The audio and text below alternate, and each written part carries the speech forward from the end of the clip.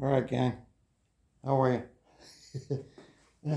It's a little rainy out there, a little cold, so I closed the garage door. And I got an unboxing. Yes. I'm not going to tell you what it is. There's nothing on the box that'll give it away. It's for Priscilla. And it's something I decided to put on. For several reasons. Safety, probably the biggest one. I got it packed pretty good.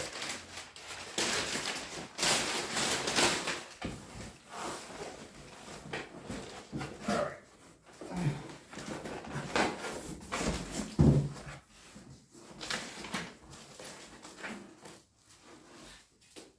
Law Tigers. Look at this. Law Tigers, motorcycle lawyers. I don't know what that is. Alright. Ordered this from Dennis Kirk. Looks like it's been sitting around for a while. Look at that tape, see? Yeah. Alright, hold on. Let me put you on pause. We'll get further into it. Sit tight. Okay. So what it is, it's Foward controls. And the reason I did it is because when I come to a stop, I use my left foot because I'm braking with the right, obviously. And the peg is right in my way of my, putting my foot down. And I have to stretch my foot out a little bit over, a little bit out. And sometimes it gets, I know it sounds trivial, but it gets hung up on the foot peg. And I'm coming to a stop and I don't want my foot to get hung up on the foot peg. So I decided to do the Foward controls. And here they are.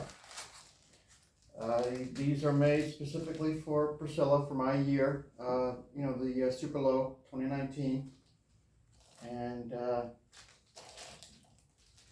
I don't know if it was the last, everything I seem to buy for Priscilla, it's the last one. And this was the last one from Dennis Kirk. It's called BikersChoice. Yeah, I'll show you the box. All right, let's see. Foward controls kit, BikersChoice. Now I researched and looked a whole bunch of different places. Made in Taiwan. Foward control kit 490768. And there's another SKU up here, 5702965. Dennis Kirk. They seem to be a real good outfit. I think they're in Minnesota. But, I researched. And there's a whole bunch of things out there, and a lot of them are from overseas. And though this is made in Taiwan, I looked at the hardware, the pedal size, what else? Oh, I looked at the connections for the shift linkage, and I tried to look, and of course the reviews. So let me just unbox all this. It doesn't appear to be a return because the tape was on there, and the tape had yellowed a little bit. I showed it to you. And this was an important thing too, where this hooks up to the spline of the shifter. A lot of companies will fudge on this and they'll break. And I don't want things breaking when I'm, riding out, shifting and, at highway speeds and whatnot. You don't want that, right? So, yeah, you don't want that. So look at, it looks like a really good machine part. And like I said, it wasn't one of those, I'm going to say cheaper. It wasn't one of those cheaper manufacturers that's available all over the place online.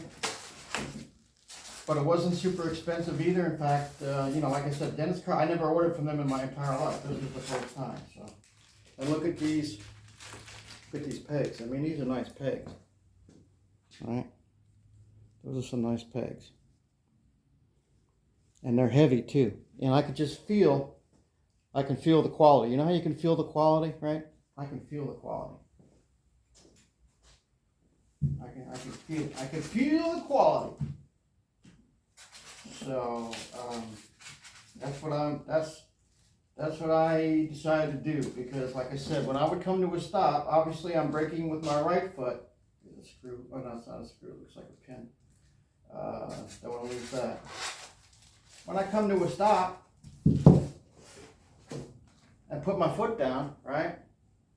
That mid-control peg it's right where my foot wants to drop. So I have to push my foot out, and I know everybody that has mid-controls has to do the same thing. They have to push your foot out, because I don't want to put my foot behind the peg, or I can't put it in front of the peg to stop. I have to actually push my foot out a little bit further to stop the bike. And sometimes it would get caught on the end of the peg, you know, as I was pushing it down. So this is the result of that. This is what I'm hoping to avoid. Yeah, see, you can just tell this is a quality set. Here's the shift peg. So this is going to be good. I know you probably can't see. Let me get you a little bit closer. Hold on a sec. Okay, how's that? That's a little bit closer. Missing product disclaimer. We have a missing product disclaimer. This kit is passed by QC inspection, yada yada. Contents were checked, boom. Here's the exploded view with the list of parts list. So you know what I decided to do first is put the just to get used to it, because I figured I want to do it now while I'm still getting reacquainted with riding a motorcycle. Because you know, I've ridden motorcycles much of my adult life, but it's been a while since I had my last one, and this is my first Harley, as everybody knows, and I'm still, you know, getting acquainted with her. So I figured I'd do it now instead of getting used to with the control, you know, because the controls, I just don't like where they are. And I thought about getting this one called Further Forward, which is of course in between the mid and the forward controls. And I guess there's one called Extended Forward. There's a whole bunch of, you know, you can put it 1, 2, 3, 4, like 4 spots. So this is the forward controls. But anyway, going back to what I said, what I was saying, I figured I'd do it now, right? Do it now while I'm still becoming one with Priscilla. That's what I'm doing, trying to become one with her. Now that's not obscene, that's just the way it is. So cut me some slack there. But I figured I'd do it now and get used to learn, you know, kind of relearn with the forward controls. Yeah, see, that's a nice piece. That's quality. That's you could just tell this feels like a quality like this.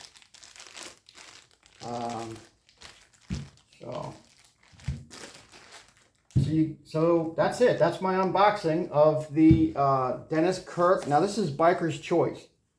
It's called Biker's Choice. I guess they have their own manufacturing. See, here it is, Biker's Choice right there. That's their little logo. Biker's Choice since 1971.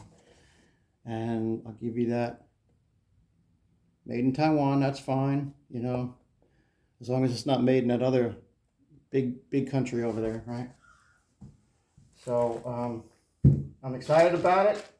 Oh, I think I was saying what I might do first is do the shift side first, and leave the brake side for a different day, because that's going to be harder to do. The brake side I have to undo, I believe, the exhaust.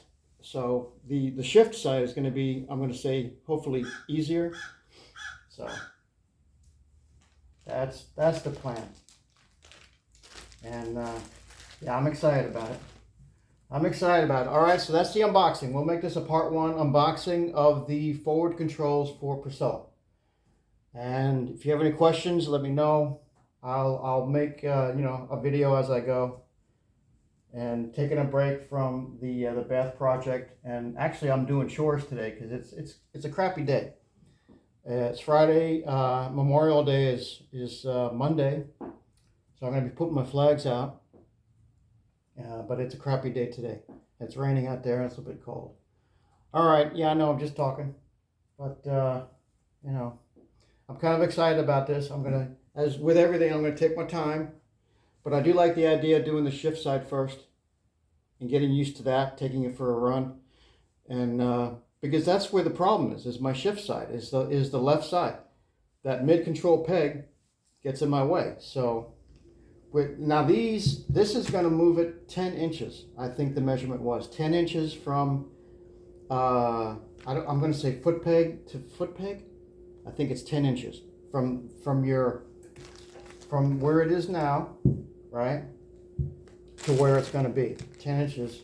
And once I get rid of this mid control peg, then I'll have that whole space to put my foot down. And that's what I want, right? That's what I want. All right, sorry this is a little bit long-winded, but kind of excited about it. Of course, it's another little project to do, and I'll take you with me when I go. I don't think I'm going to be doing it today, but definitely, the next nice day. It's going to be cruddy the next few days, I think. So not that that means anything. It's just the way it is, right? All right. There you have it. The unboxing of the Foward controls from BikersChoice that I got through Dennis Kirk. Okay. Thanks for watching. More to come.